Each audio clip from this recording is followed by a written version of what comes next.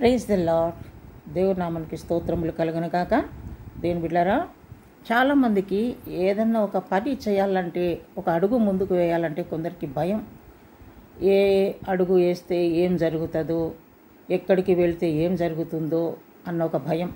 కొందరికి చెడు పనులు మాత్రము చాలా ధైర్యంగా చేస్తూ ఉంటారు, అడుగులు ముందుకు వేస్తూ ఉంటారు, ఎవరి సలహాలు అవసరం లేదు వాళ్లకు. కానీ మంచి పనులు చేయడానికి మాత్రం చాలామంది భయపడుతూ ఉంటారు. ఎందుకంటే అందులో ఏదన్నా నష్టం జరుగుతుందేమో, ఏదన్నా జరగనిది ఏ పని జరుగుతుందేమో అనేసి చాలామంది భయపడుతూ ఉంటారు. కానీ దేవుని బిడ్డ, మరి నువ్వు ఏ మంచి పని చేయాలనుకున్నా నువ్వు ధైర్యం కలిగి ఉండాలి.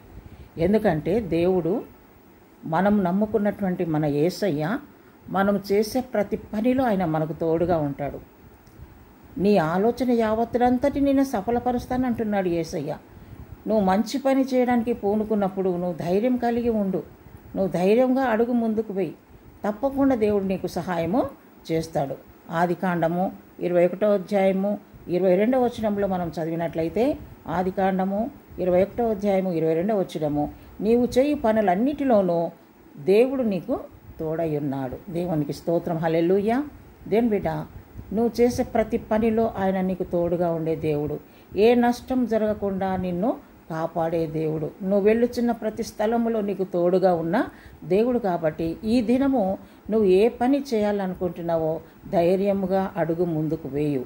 ఎందుకంటే నువ్వు నమ్ముకున్నటువంటి యేసయ్య నీకు తోడుగా ఉన్నాడు. ఈ దినం నువ్వు చేయబో పని గొప్ప విజయాన్ని నువ్వు సాధించబోతున్నావు. తప్పకుండా దేవుడు నీకు జయజీతం ఇవ్వబోతున్నాడు. కాబట్టి ధైర్యము కలిగి అడుగు ముందుకు వేయు. తప్పకుండా దేవుడు నీకు తోడుగా ఉండి నడిపించబోతున్నాడు.